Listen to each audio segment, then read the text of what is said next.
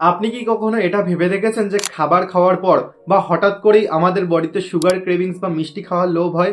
এই জিনিসটা কি শুধুমাত্র আমাদের জিভের দোষ নাকি অন্য কিছু? Hi, this is wellness coach Swarnab. চলুন আজকের ভিডিওতে আমি এটার পিছনেরই সায়েন্সটা একটু এক্সপ্লেন করে দিই। আমাদের পেটের ভিতর কিন্তু দুই ধরনের ব্যাকটেরিয়া থাকে, একটা হচ্ছে গুড ব্যাকটেরিয়া আর একটা হচ্ছে ব্যাড ব্যাকটেরিয়া। এই ব্যাড ব্যাকটেরিয়ার প্রিয় খাবারই কিন্তু মিষ্টি বা চিনি। আর যখন এই ব্যাড ব্যাকটেরিয়াদের খিদে পায় তখনই কিন্তু আপনার ব্রেনকে এরা সিগন্যাল পাঠায়, আর তখনই আপনার ফিল হয় যে ইস, এখন একটু মিষ্টি খেয়ে নিতে পারলে কি না ভালোই লাগতো। কিন্তু সত্যিটা হলো এই মিষ্টিটা কিন্তু আপনি চাইছেন না, আপনার বডির ভিতরে থাকা সেই ব্যাড ব্যাকটেরিয়াগুলো কিন্তু আপনার কাছ থেকে সুগার ডিমান্ড করছে। তাহলে উপায় কি? খুব সহজ, বডিতে একটা সিক্রেট এজেন্ট পাঠান।